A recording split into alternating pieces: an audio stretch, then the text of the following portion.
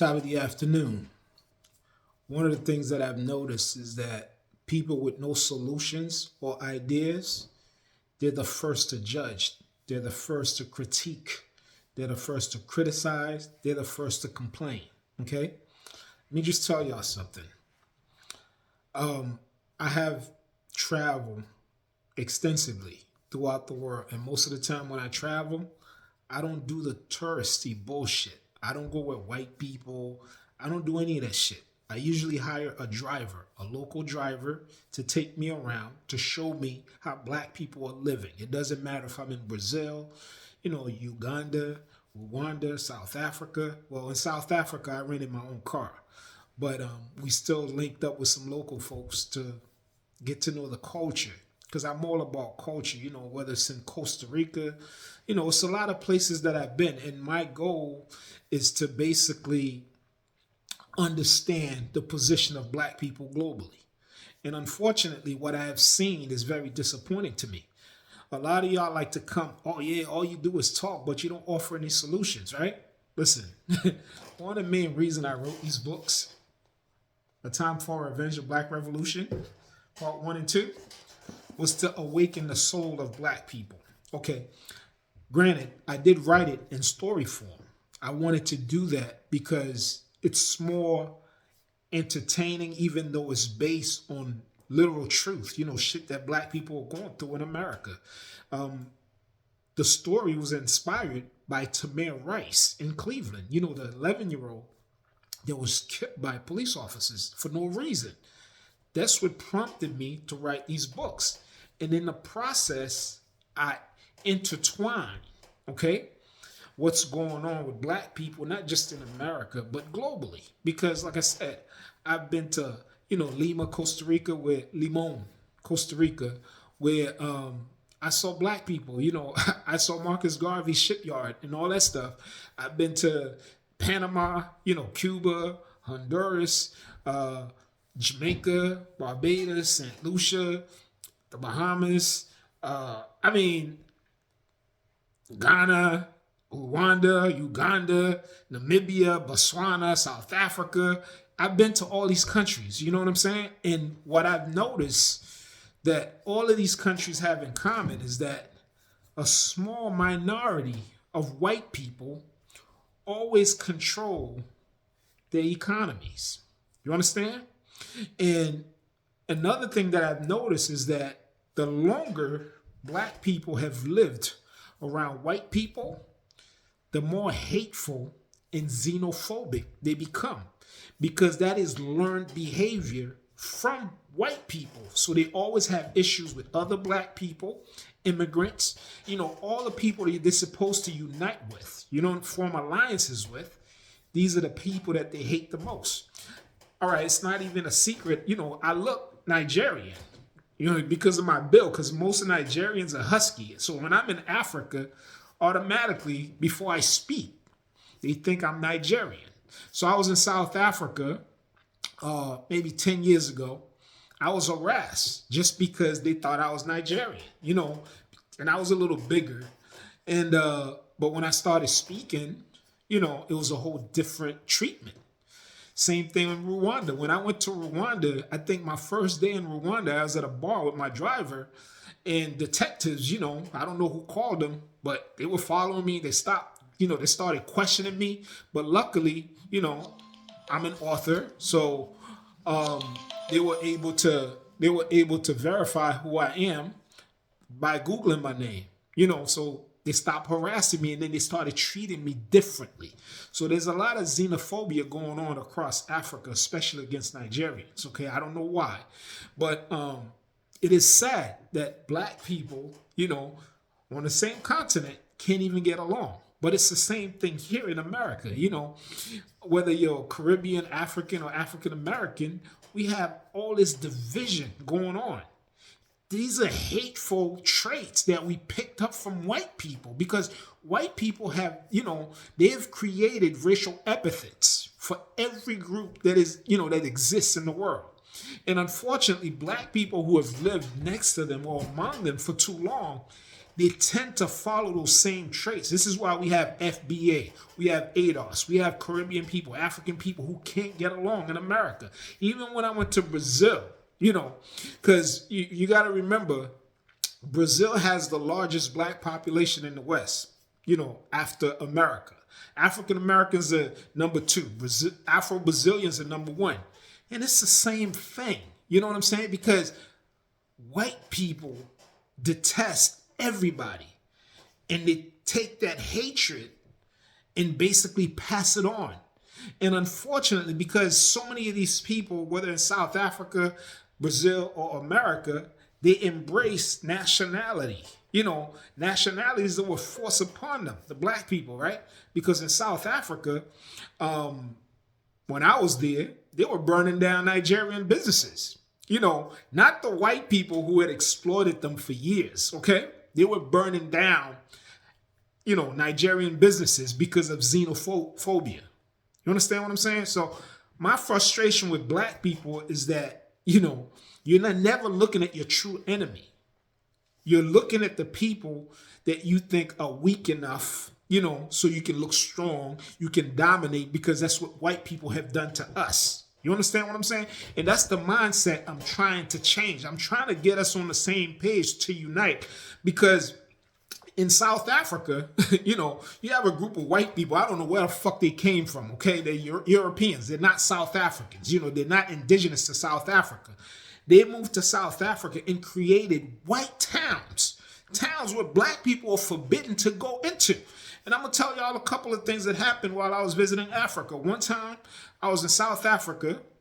I was at a club. I was dancing with this, beautiful black girl. Some white boy came and grabbed her by the hair. Like, she wasn't supposed to be dancing with me. My instincts are different. I didn't wait for any South African black dudes to defend her.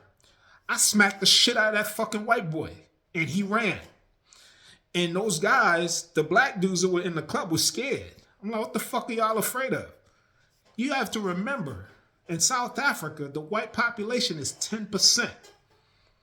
How do you let a 10% population come and control and take over your shit? Your economy, your government, you understand?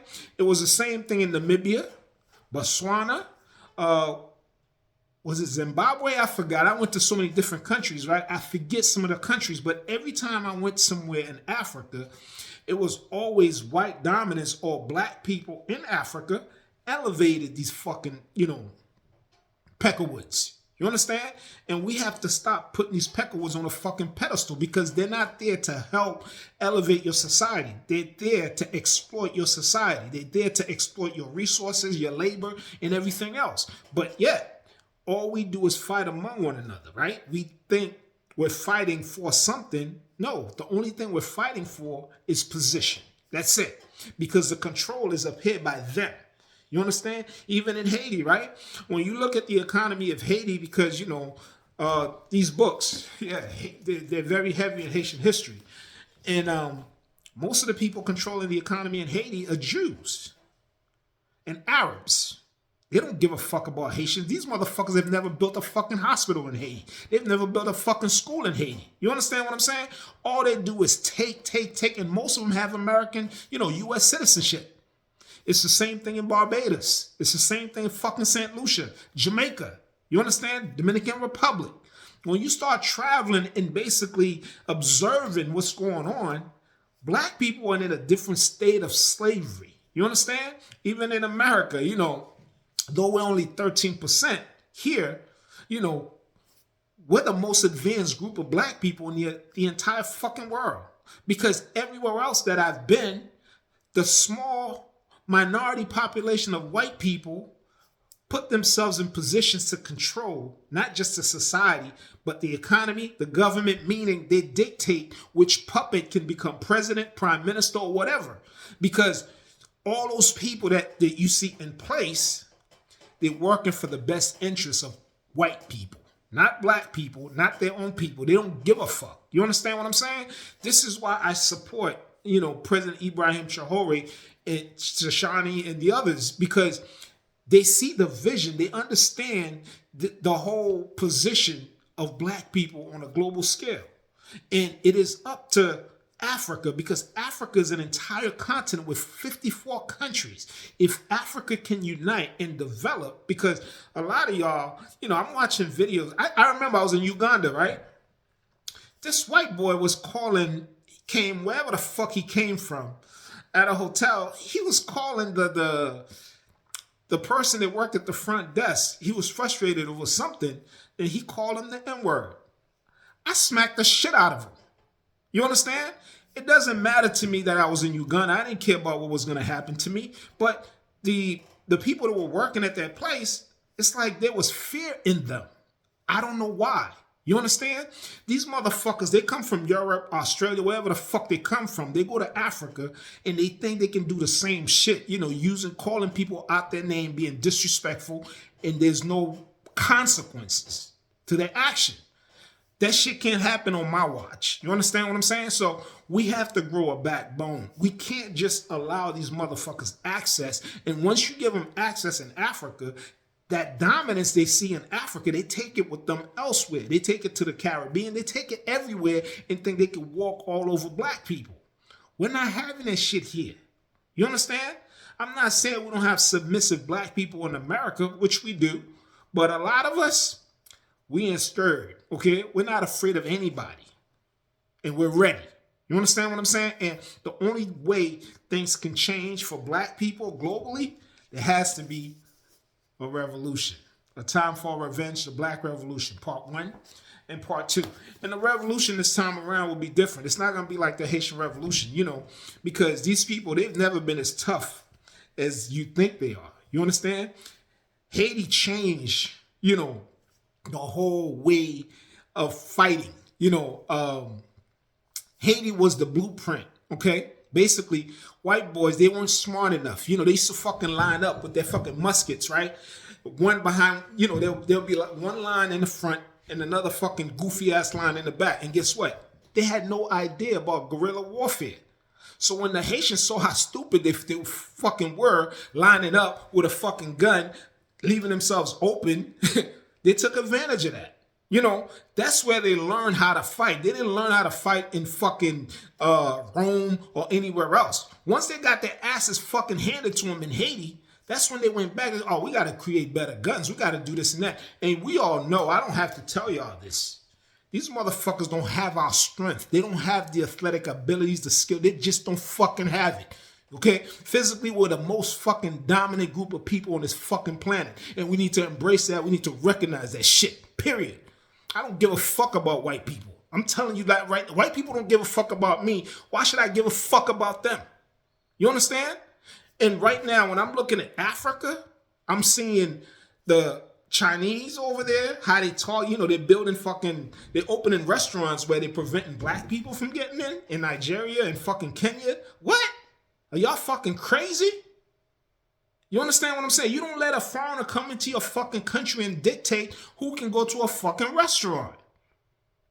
That's what frustrates me. I'm not putting blame on y'all. I'm telling y'all, stand the fuck up. You understand? Because black people in the West, we've been fighting all our fucking lives. My children are going to be fighting. I've been fighting since I was fucking born.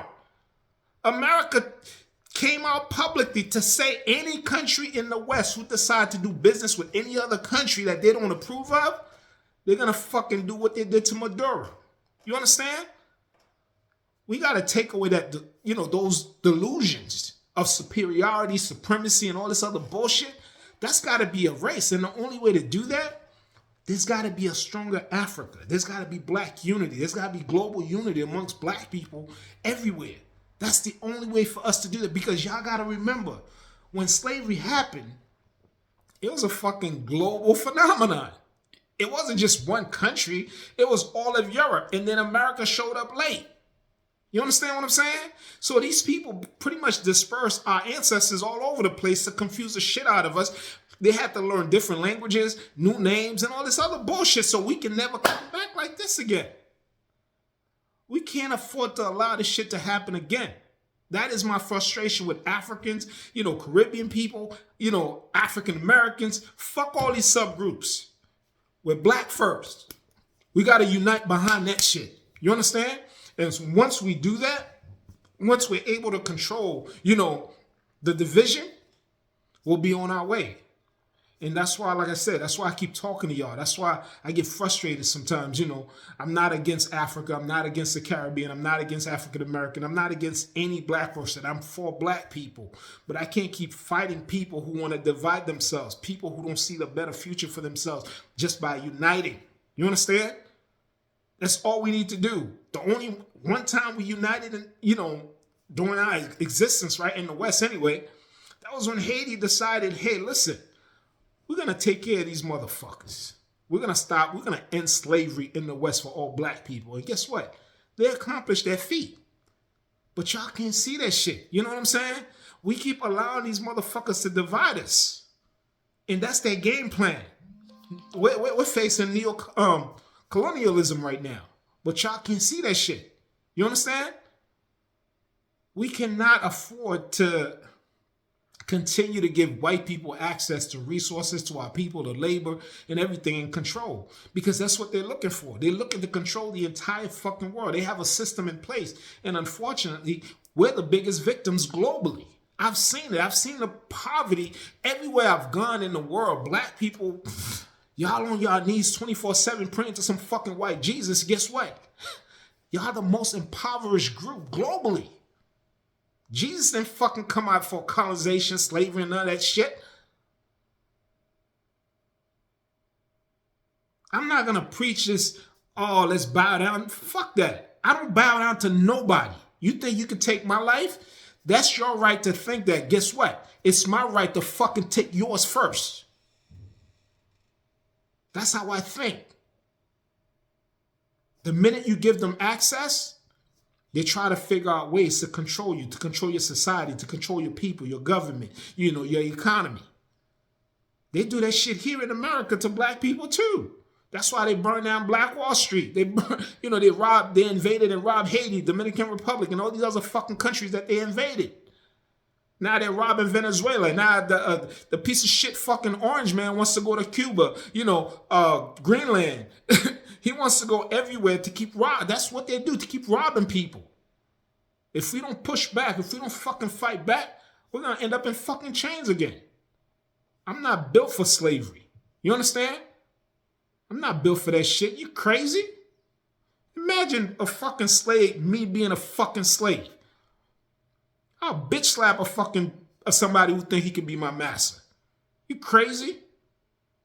We all need to be on the same page as far as black liberation, because we're not going to be liberated if we keep fighting among each other, if we keep fucking finding the differences, instead of fucking collaborating. That's why I never tell people, I never start my conversation about, where you're from. Because that's the great divide right there. Because the minute you ask somebody where they're from, if they're from New York and somebody else is from Atlanta, guess what? They're focusing on their differences. They're not focusing on their commonalities, because automatically, you're from LA, I'm from New York. You're West Coast, I'm East Coast. Or you're from Africa, I'm from the Caribbean. Yeah, we're different. Oh, you're from America, I'm from England. People always focus on their differences the minute they start talking about where they're from. They forget that they're all black. They forget that they have this in common. And then they start to focus on the differences, how we grew up differently. Cultures are different. These are all cultures that were forced upon us. Even though we've managed to create our own culture within, in the West, within America, within England, you see the black culture is different, but those subcultures in the languages, these are languages that we were forced to create, Our vernacular is different because, we had to find our own way to communicate. Music is different. Everything. These people have forced us to basically build ourselves away from our ancestral land, which is Africa. You understand?